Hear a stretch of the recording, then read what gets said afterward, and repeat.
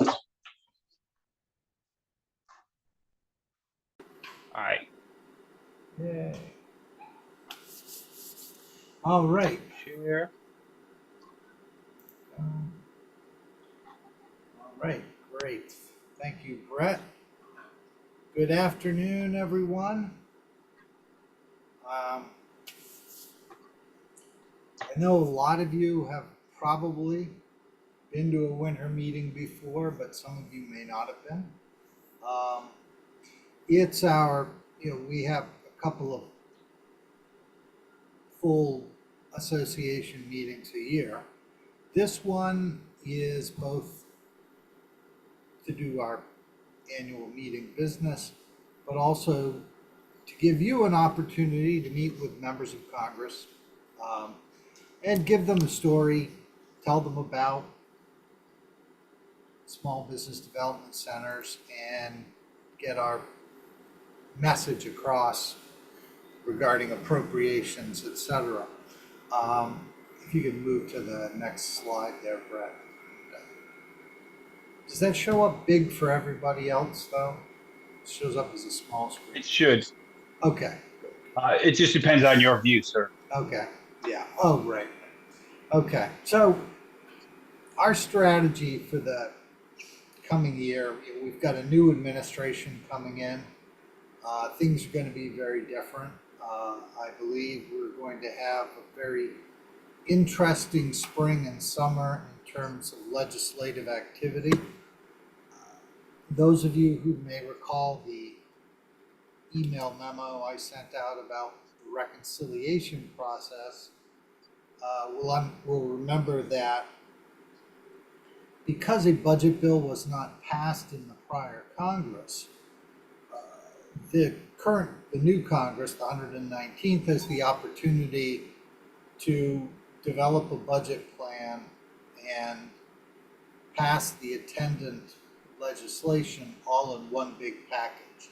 Now, technically, they could actually do two, 2025 and 2026. The thinking is now that they're probably going to do it in all in one big bill, which is going to take them some amount of time, to say the least. So we're going to be coming in, meeting with members, and it's not going to be the usual appropriations congressional schedule that we would normally face. Normally, we would have the appropriations committees meeting early in the year and having their request letters be required, and some of the authorizing committees meeting, etc. But the focus in the first couple of months being very heavily on appropriations. This year it's going to be a little different because the appropriations committees, they have until March to get rid of the continuing resolution that we're currently under, but they're not necessarily going to have their top line allocation numbers. So it's a bit of a jumbled scenario. Would you move to the next slide, please, Brett? Brett? Yeah, thanks. So I'm going to be sending out to all of you contact lists for the key staff in the various members' offices. Honestly, the most important person to think about is the scheduler. He or she is the person in charge of the member of Congress, the senator, or the representative's daily schedule. We're coming in, obviously, the members' meeting is on the 11th, but 11th, 12th, 13th, 14th, whatever day they can make time for you. Both houses are going to be in that week. Try to meet with the representative or senator if at all possible. Obviously with the senators and actually with a lot of the senior representatives, it's pretty unlikely. You're probably going to be meeting with a staffer. So try to meet with the legislative director or the chief of staff if that's possible. Now, if they're an appropriator, try and meet with their appropriations associate. And I sent you all out the Congressional Engagement Guide. And if you'll look at that, you'll see the lists of all the members of the appropriations committees, the small business committees, and the Doge caucus. Now, the Doge caucus is a new thing. You all have heard about Elon Musk and Vivek Ramaswamy. There are the Doge caucuses in both the House and the Senate. Now, I'll remind you that those are unofficial organizations. They're not committees. They don't have any actual legislative authority. They're just like an advisory commission, if you will. But beyond all of this, when you're making those appointments, and they ask you, what's the topic of the meeting? You're not there to lobby for anything. You're there to tell them about SBDC efforts in their district, maybe talk about appropriations if they bring it up. But honestly, they usually do.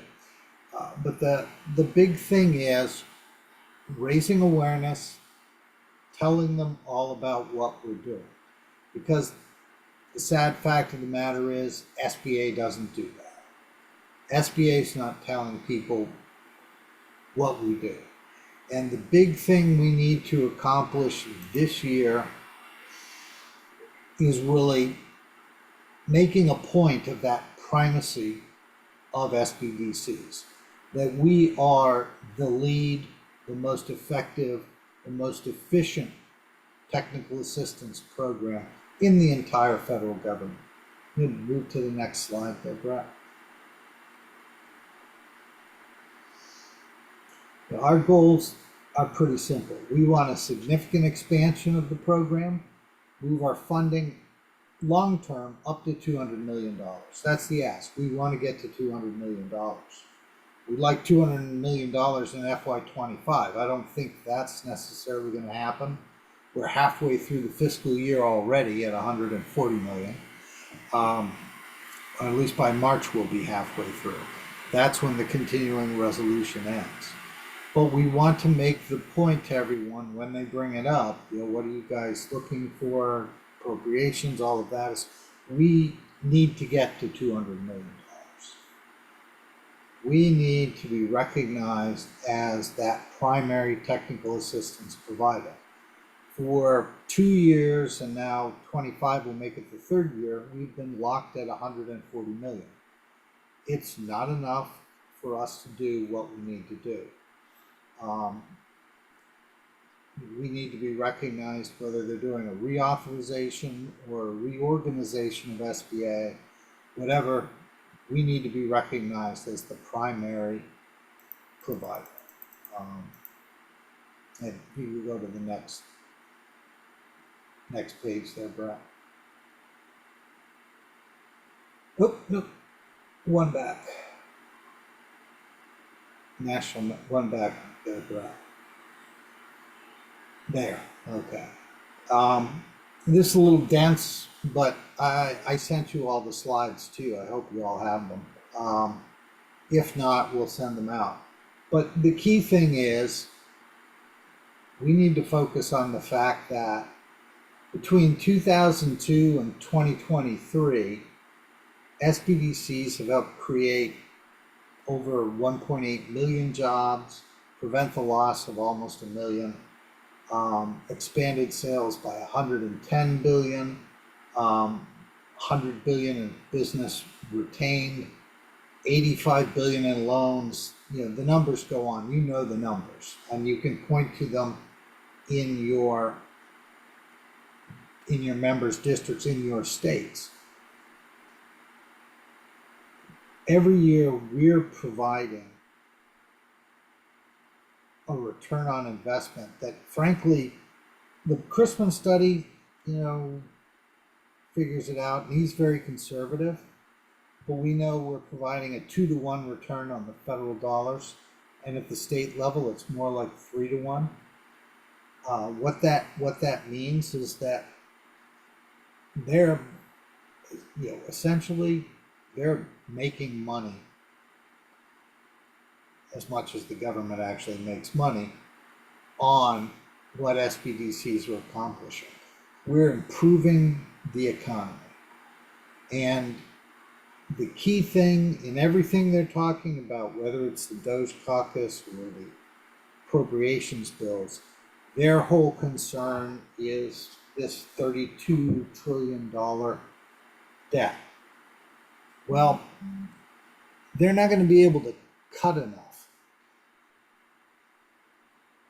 They'll never be able to do that. They can't, we know the math. But our economy can grow our way to reducing that debt, not eliminating it, but probably reducing it. And reducing the deficit spending so we're not making it a bigger mess. But that means there's got to be economic support for the small business sector. And every member needs to know what SBDCs are doing to affect that change. They need to be focused on the fact that SBDCs and the small business sector are really driving it. Small businesses are probably 60 some odd % of the national economy, and they're having the greatest impact. Not to say anything bad about our friends at Google or Facebook or wherever, but they're not necessarily the same kind of economic engine that small business is. Yeah, we move to the next slide there, Brett.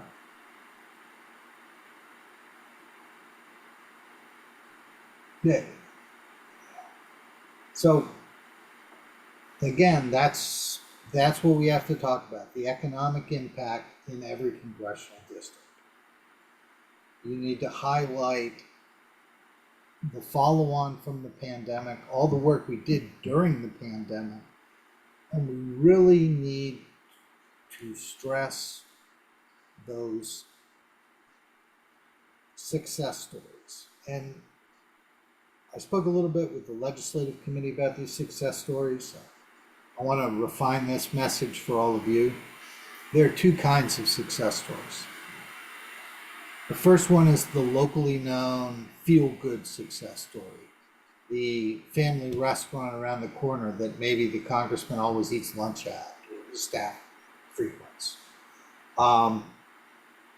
That's great, because that is an important success story that we need to identify. And so they say, look, these are the folks we help. You know them. But the other one is the unicorn success story. The tech startup, the manufacturing company that's expanded, could be in aerospace, could be in energy, an energy startup or alternative energy, something with an SBIR angle maybe. In those situations, it's the wow factor client. It's the biotech startup that's come up with a new treatment, or the company like the one in Massachusetts, the SBIR example, that now is $1 billion company, $1 billion worth of investment, building a new plant in Kentucky to recycle lithium battery cathodes, which is a huge deal if we're going to, if you're going to actually have electric vehicles, we've got to be able to recycle those batteries better. That kind of a story. So it's those two things. It's the, oh yeah, I know Mr. and Mrs. whomever constituent, and that's a great place they have. Might be a restaurant, might be Bear Creek Smokehouse in Marshall, Texas. But the other one is just as important. It's the client who has developed. We had a client a couple of years back making parts so that NASA could land a rover on Venus without the damn thing melting. it's that kind of amazing stuff where it's saying these are the kind of folks we're helping. This is the kind of economic growth we're building. It's not just, mom and pop flower shops. It's so much more than that. And we have all the numbers there, and we're going to have some collateral on this. So these things like the verified return on investment, one job created every 5 minutes or so, new business every 30 minutes, all of that. But the key is billions and billions of dollars of economic impact. We move to the next slide there, Brett. And, the thing is, they hear, this is the other side of the success stories, and I want to be sure we all understand this, because we have the larger impact numbers, but they hear those kind of, gee whiz numbers all the time. That's why the success story brings it home to them in a much more focused, localized fashion. But they're also going to know, well, why continue with your program? There are lots of programs. But of the programs that do entrepreneurial assistance, obviously we have that GAO study from several years back. We're working with major land grant institutions, colleges, universities, but we're different in that we're accredited. SBDCs are accredited. They have regular financial reviews, metrics and goals that are met year in and year out. So when you look at federal assistance for small business, we're producing the results, and this is in the white paper, which I believe I sent out to everyone. We're producing the results. We're producing the majority of SBA's results with 46% of their entrepreneurial development budget. Nobody else can say that. Nobody can point to SBA's annual budget document and say they're doing more than we are with an equivalent amount of money. That's just not happening. Go to the next slide there, Brett. Again, it all comes back to investment and return on investment. We're creating the economic growth.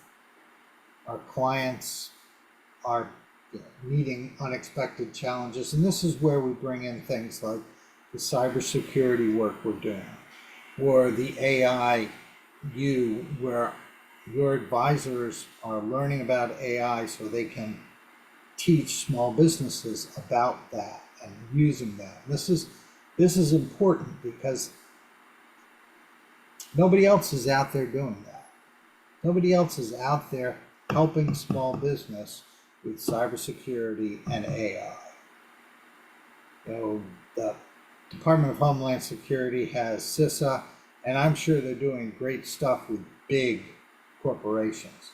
But nobody's helping small business, and small business down there in that part of, in the lower, I guess for lack of a better words, the lower levels of the food chain, the economic food chain, nobody's helping them with cybersecurity, and that's where it has to start.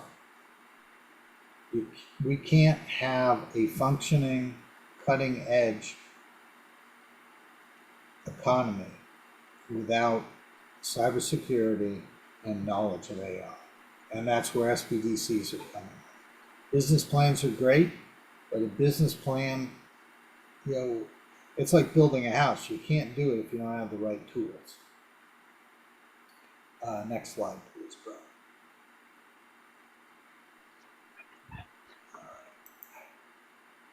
bro. This is something, and I know you all are.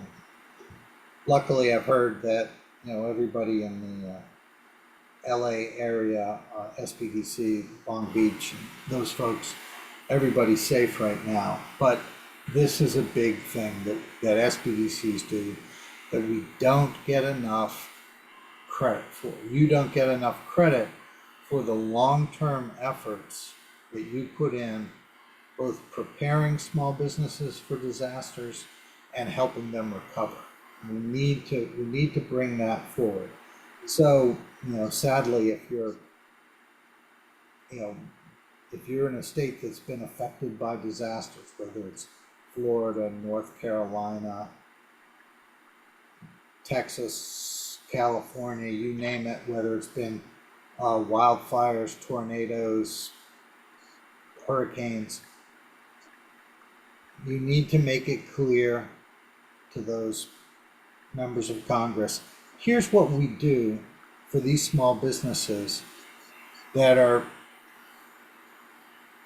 struggling to recover after this event.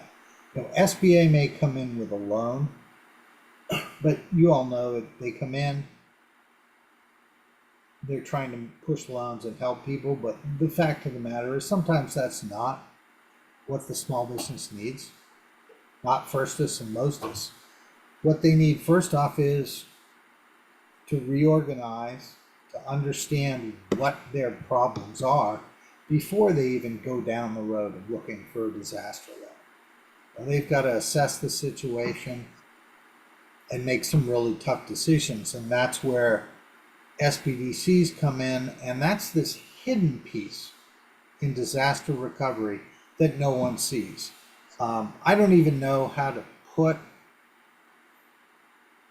a dollar value on that. When we look at millions and billions of dollars worth of economic damage and the effort that SBDCs put in, it needs to be made clear to these members, and again, when I say this, it's got to be a mutual activity. I'm out there, Anthony's out there, Omar's out there, we're all meeting with members of Congress. But when you're doing it on the local level, and when you're here in DC and you're talking about this, or you're out in the district and you're working on a disaster or whatever you're doing, we've got to just keep that drumbeat going. It's got to be the constant reminder that SBDCs are there helping with a disaster or helping open a business. Whether there's a ribbon cutting or whatever, we're there. And we always need to keep ourselves out there in front of them. It's like that old line, what have you done for me lately? It's the same thing with members of Congress. You got to be in their faces as often as possible. I'm always out there, but there are 535 of them, and it takes some time.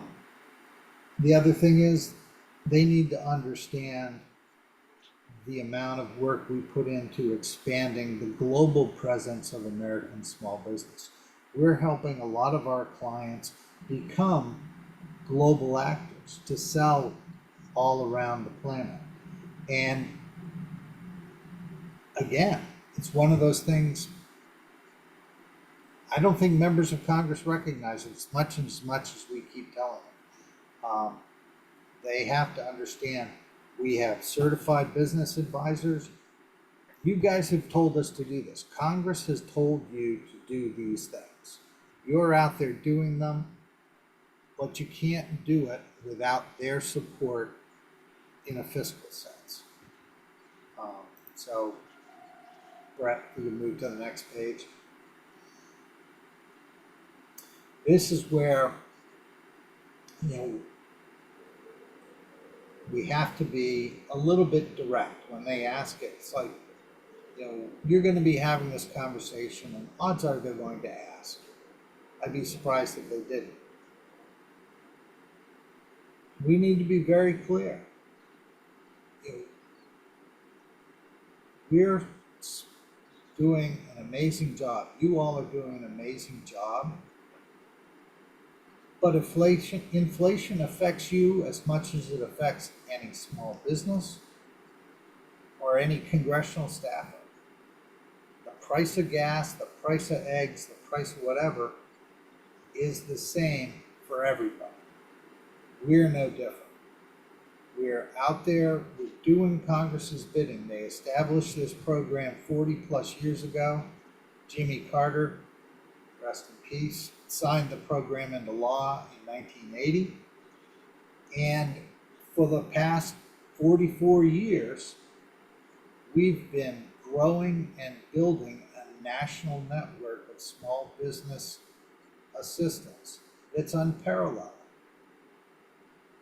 No other agency has one, no other country has one that does as much as SBDCs do. And this needs to be made clear that this is an important program. We do important work, but we cannot do it without the resources. You know, they placed the role in your hands, whether it's the export assistance or the cybersecurity, or reaching rural areas or doing manufacturing. Every one of these things is mentioned in the Small Business Act. It's there as the marching orders for the SBDCs. You will do the following things, and you all are out there doing those things. But they can't expect us to do it without support. Let's go to the next one, Brett.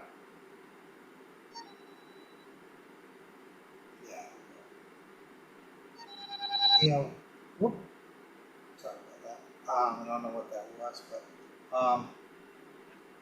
you all know that in 2020, the census allocations came out, and they changed. They changed for a lot of states, and it cut a hole in a lot of states' allocations. They haven't made up those holes. So we're still, in a lot of places, running at a deficit, if you will. A lot of states took a hit, New York, Illinois, for example. And the funny thing is, too, the Census Bureau then came back and said, yeah, well, we kind of screwed up the numbers. Well, that's nice, but it doesn't fix the problem because we still have to work off of those numbers. And Congress needs to recognize, in order to continue to serve the clients, the funding needs to be kept up. It needs to expand with the client base. You all know from the pandemic how much more work, how many more requests for assistance you've had. In many cases, you're doing 30% more now than you ever have. But you're not getting 30% more money. Congress needs to remember we can only, there are only so many hours in the day. They say, well, you do 1.2 million hours of assistance. Why can't you do more? Well, there are only so many hours in the week, and we only can afford so many advisors, and they can only work so many hours in a week. The math is really a tyrannical thing. It is what it is. They also need to understand that SBDCs and their host institutions are investing more in this program than Congress is. At the end of the day, it's $140 million from Congress, and it's probably $160 million plus that's coming from the host institutions. So we're not asking for anything that we're not matching with our host institutions' support 1-to-1 or better. And that needs to continue to be a key message to them, that we're not asking you to carry the whole load. you're actually, honestly, Congress is a bit of a junior partner in the whole endeavor. Now, Brett, you can move to the next slide. This is just a few thoughts. In all of this, and it's going to depend on who you're meeting with, whether they're an appropriator or a small business committee member, or just a regular member of Congress who's not on one of the key committees for us, and then maybe not on the Doge caucus. But even so, they need to understand the value proposition, because these folks are all friends. Somebody may not be on the Doge caucus, but their next door neighbor, best friend, I mean next door neighbor by office, or best friend that they hang out with, may be on the Doge caucus and find it. Yeah, so it's important to them to say, hey, SBDCs are an important thing. Their friends need to hear that too. So we always need to have folks helping us make the case. I think we had a question. Ted Gutierrez raised his hand there or something. Hey, Ted. What's up? Thank you. Can you hear me? Yeah, sure. Yes. All right, appreciate it. So is Andrew Cofield or Alexandra Palmer, Julia Bartusek, are those folks still potential contacts for us? Okay, here's the thing, and on the committee staff, there've been a few changes. Not sure about Alex Palmer Sullivan yet. Meredith is still with Senator Ernst. Andrew Caulfield has left the Hill, and I think he went back home to Ohio, actually. Andrew Roth has gone to work for Senator Bernie Moreno from Ohio. So there's been some change up. On the Democratic side, Ellen Harrington is still there for Congresswoman Velasquez. On the Republican side, for Chairman Williams, Ryan Lambert is now the policy director. He's a good friend. I've had meetings with him. Would you mind sending a quick Sure, email? I'll send an update on the committee staff. Yeah, the committee staff for both the House and the Senate. That would be fantastic. Yeah, sure. Awesome. Thank you, sir. Sure thing, Ted. So anyway, and like I said, I'll be sending out contact lists for everyone, but I'll update the committee staff contacts. Those are important. I don't know what kind of staffing they're going to do on the Doge caucus. That's still kind of amorphous, if you will. But, for example, Meredith obviously is still the staff director for Senator Ernst, and Senator Ernst is the chair of the Doge caucus in the Senate. So we're killing two birds with one stone there. But again, the message really doesn't change even for the members who aren't on those key committees. The message is always going to be SBDCs are the most efficient, most effective resource they have. We have the footprint, the national network. We cover the entire state, the rural areas that other folks don't get to. And that's another important point in the whole appropriations request. So many of these members are from rural areas. And they need to understand, sadly, the rural areas are the hardest, most expensive areas for SBDCs to reach, because you've got to get out there, and Montana's a big place. So is rural Kansas, rural Missouri, rural anywhere. there's a lot of space and a lot of folks who need assistance. And it doesn't matter whether you're northern Maine or western Iowa.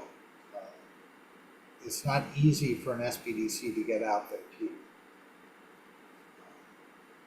Now, just moving on to the next slide there, Brett. The appropriations requests. Now, I know I mentioned before that things are going to be a little screwed up because of the way the reconciliation process is going to work.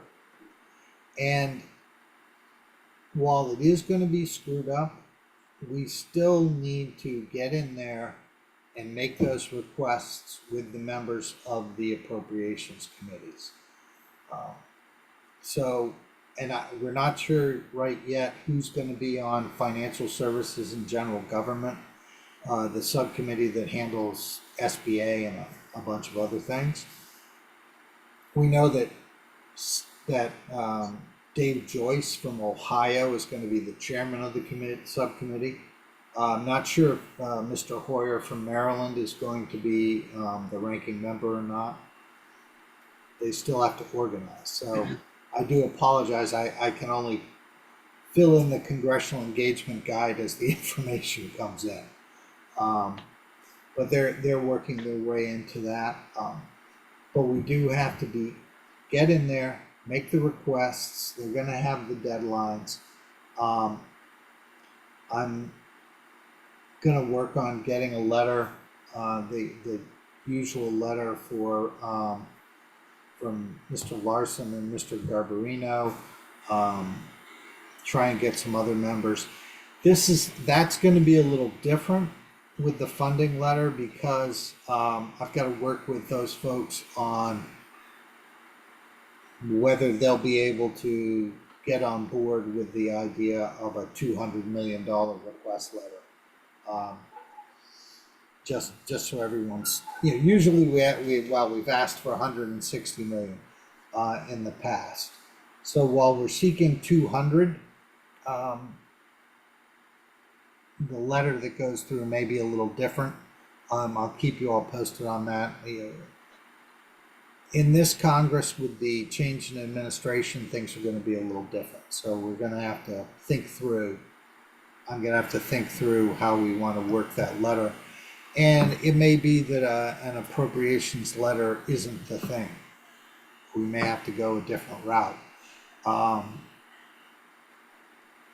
Again, I'll keep you posted. But as far as with the regular members and with the appropriations committee members, we want to make sure that every member you meet with is putting in a request to increase funding for SBDCs. So, if you're meeting with Congressman A from your state, he or she may not be on the appropriations committee, but they can still put in a request. And you need them to put in that request online to the Committee on Appropriations to Financial Services, asking for an increase in SBDCs. It's a programmatic request. It's not a language request. It's the Entrepreneurial Development Account, grants for performance under Section 21A, same as we've used before, and ask them to support us as fully as possible. Put it in there for 200 if they will, for as much as they can, as much as they are willing to support us. The other side of this is going to be, I'll be working with the Small Business Committee on the views and estimates letter. Every year they have to put in a letter to the Budget Committee for the programs under their jurisdiction. I already, Congresswoman Velasquez is already going to put in requesting at least 175 million for the small business development centers. I'm going to be working with Chairman Williams and his staff to see what they'll request for SBDCs. Usually they just use the loosey-goosey phrases like robust funding. But I'm gonna try and pin them down for a dollar figure so we can move forward on that. That's just an effort so when you're meeting with the small business committee members, if you're meeting with a small business committee member, ask them to support us in the views and estimates letter. That's very important. Basically, we need every avenue possible to get support from members of Congress. So if they're on the small business committee, we want them to push for support for our program in the views and estimates letter. If they're on the appropriations committee, they support our robust funding here. Doge caucus, hey, we're the big deal here. You should be thinking of us as the way to help small business. Now, just a couple of other thoughts here. Next slide there, Brett. The legislative actions, a little bit different this time around, this year. We want to be a little more reactive. We're not really going to be pushing on a reauthorization bill like we have in the past. After talking with congressional staff in November, and even just recently, I think what we're going to do is take a reactive stance. I mean, I expect that Congressman Golden or Congresswoman Velasquez will probably introduce a small business development center reauthorization bill much the same as in past Congresses. You'll remember a couple of years ago, it actually passed the House, but never got taken up in the Senate. And that'll be helpful, but I think we've got to keep our powder dry and wait for, whatever's going to come out of the reconciliation process may very well hold a lot of other changes for SBDCs and SBA as a whole. So we're going to kind of hang back on that. On the rural end of things, they've only done a 1-year extension of the Farm Bill. So the Farm Bill's up there too. And we're going to need to be talking to members about, hey, what can SBDCs do? How can we be included in the Farm Bill? I've been working on this for the last year or so with Adam over on, now Majority Leader Thune's staff, on how we can include SBDCs in the Farm Bill as a resource for rural America. Of course, the problem with that has always been, well, where's the money? Talk is cheap, money, whiskey costs money. So I'm continuing to push that. Obviously, if you're from a very rural state, you've got a member, maybe they're on the Ag Committee, bring up the fact that we're a big part of rural economic development and can help them, with whatever their ambitions are in the Farm Bill. The same thing goes for STEP and the export programs. We've got to continue to make the focus concentrate on what we're achieving that goes beyond what they think SBDCs do. And that's why we need to focus on those things that I would call the outer edge. And it's not anybody's fault or anything other than it's just, I don't know what I want to call it, the common wisdom, which is often very rarely common or wise. They just think SBDCs do business planning, and they think we're doing, and they think of like mom and pop and stuff like that. We need to show them the edges, the extremes. We are disaster, we are SBIR, STTR, technology, manufacturing, exports, things so far beyond what they think is actually going on, and beyond what they think small business is doing. Very often, people on the Hill have a very blinkered view of small business. They don't understand that small business is, doing so much more. They are in aerospace, they are in biotech, they're making vaccines and medicines, and doing stuff that people just don't think about. And that ties into the Doge caucus. They have to understand we're not wasting time and money on stuff that isn't important. We are there helping people build the unicorn startups. It's not always unicorns. I don't always like that phrase unicorn because they're not that rare, but they are rare. But we're there helping those folks develop those wild startups that nobody thought about. The people who come up with an idea and then make it a reality. And that's something that the Doge caucus needs to see. They don't necessarily need to see the hardware store or the florist. They need to see the guy who developed an LED something or other that the military is using to knock out drones. And those folks are out there.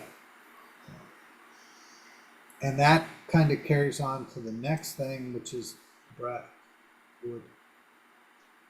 Going back a bit to the cybersecurity and our AI initiatives.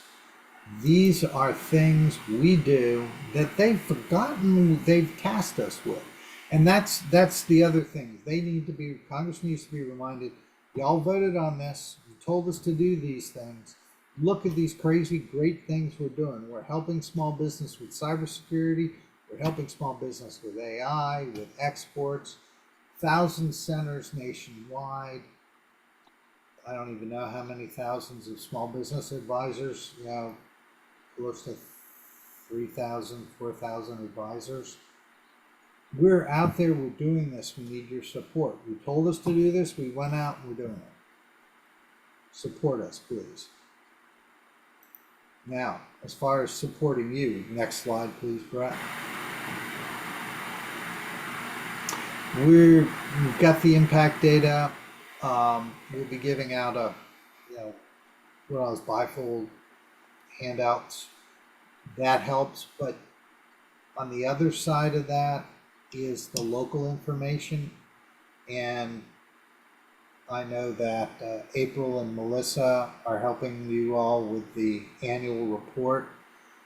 But remember that your part of the annual report is also your district profile to hand to the members.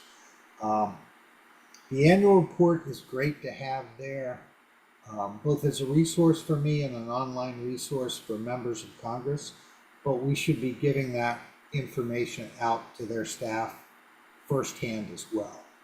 So they can see directly what you all are doing individually. So your state's efforts and impact, your collateral material, but then they have access to the annual report so they can see it's not just in Missouri or Iowa or Kansas or wherever, it's all across the country. And with that, we get to the next steps. Like I said, make sure you're on the appropriations request list. Every member sends in requests. Now, sometimes they're looking for earmarks. You just want to be a programmatic request. You want to be one of their 3 or 4 big ticket things that they're asking for. You want to be sure you're on their list. So, if you're meeting with staff, it's like we need to be we need your boss to send in the request on the online form when it's up. And I don't think they've got that up yet. When they do get it up, there'll be a deadline. I'll keep you all informed of it. We need to keep those requests up there. Like I said at the beginning, February 11th to the 14th. If they say, oh, the member can't meet with you Wednesday, but he has some time on Tuesday, I give you permission to miss the membership meeting. It's more important to meet with the member of Congress. We have a new system that I've signed us up for. Thank you to Danny Fitzgerald. He turned me on to this. It's called Muster, M-U-S-T-E-R. And it's a software program that helps with grassroots efforts. So we'll be using it to both, do grassroots outreach with your clients, but also you can use it as a way to track your meetings and your interactions with members of Congress, so that we can load it into this. You can load it into the system, and I'll be organizing some training. I've got to figure out how to use it and then get the staff trained on it, and then we'll have some training for all of you. And it's just so you can keep track, load it up, and we all know what we're all doing. So if someone has a meeting and then I run into the member of Congress or their staffer, I know what you've said to them. I know you've met with them. I can follow up on it. It's just all to keep the ball rolling and a little more organized application for doing that. And with that, I'm going to turn it over. I know I just threw a whole bunch of stuff at you in the last 50 minutes. So, questions, concerns, rants, frustrations.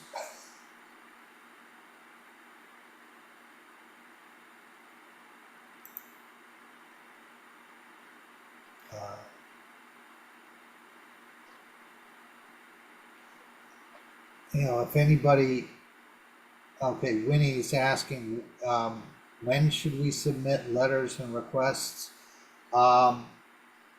If you've got letters from your advisory board members in support of the program, please go ahead and ask them to send them in as soon as possible. It's never too early. Congress has started. We might as well get the ball rolling. Now, Brian has a good question here. What can you be asking your host institutions to do? And I've thought about this before and forgotten to bring it up. Two things. First off, tell your government relations people at your host institution that you're going to be in DC and meeting with these folks. Let them know what's going on. They may have, helpful advice. They probably know people, I'm sure, up on the Hill in your members' offices. They can help you with things. And the other thing is, try and work with them to make sure that you're a part of their congressional request activity. A lot of your colleges and universities are going to be asking for things from members of Congress. Y'all are connected with pretty major universities. I'm looking at you, Kyle Hensel, and saying, the University of Georgia is going to be asking for the earmark here, or the University of Wisconsin, or whomever. They're going to be asking for things. They're going to be doing their government relations. Asked to be included, asked to be made a part of their pitch. That's, they're pitching in so much to support this program. and they might as well make the ask too and help out. Again, it's all force multiplier. If they can do that, it's that much more leverage. Your university carries a lot of weight. Give you a great example in Ohio, Youngstown University. The president is a former member of Congress and a good friend of Dave Joyce, who's the chairman of the subcommittee on appropriations. So his support carries a hell of a lot of weight and helps us out a lot. Yeah, Winnie, I know you've got Winnie Dowling, you've got a question? Got your hand up?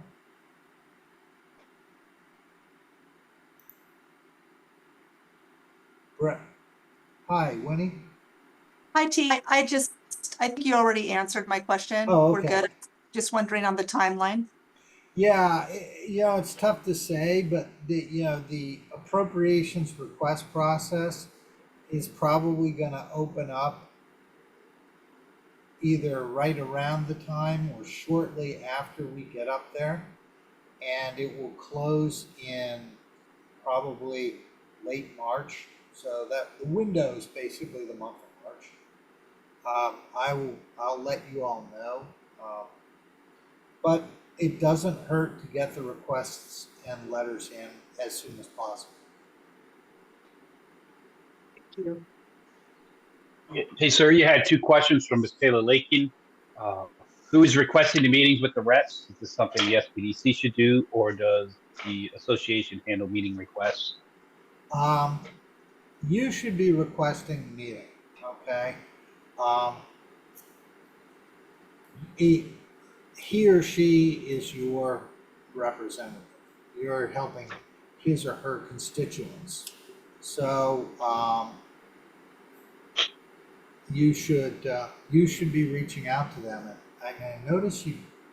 Okay, I think the Congressional guide's up on the website as well. I know I emailed it out to all of the state directors, but I will send it out to all the associate state directors as well.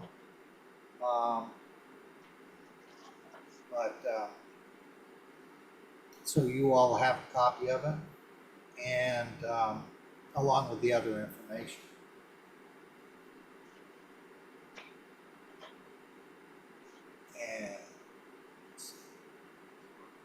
And like I said, I'll be sending out the contact lists to all of you. I'll send it out to the state directors and the ASDs, the contact lists for all the members of Congress and for their senior staff, their schedulers, their legislative directors, and their chiefs of staff.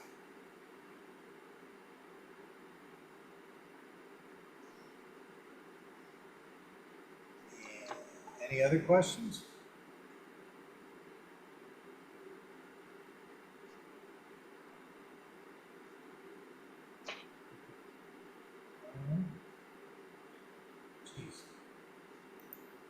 All right, either you've all heard it before or you've all fallen asleep. But I don't really have anything else to add. I'll be doing this again on Monday in case you missed it, but also Brett's recording this, and we'll have the slides sent out to everybody as well. So, thank you all. And if you have any questions about anything, shoot me an email or call me. My number's 703-400-7514. Just give me a ring if you've got a question. I'm going to tell you, if you're from California or Texas, I couldn't quite break out which network gets which members' contacts. So you may have to figure that out yourself. I tried to figure it out. Frankly, the Texas district map almost killed me. So, at any rate, like I said, I'll get you the contact information, make the calls, and set up your appointments as soon as possible. They're going to have a pretty busy schedule in February that week, so we need to get going. Okay? Well, if there are no other questions, No, sir. all right, well, thank you all. Enjoy Thank the you, rest sir. of your afternoon. Stay out of the ice and snow. All right. Thank you. Bye.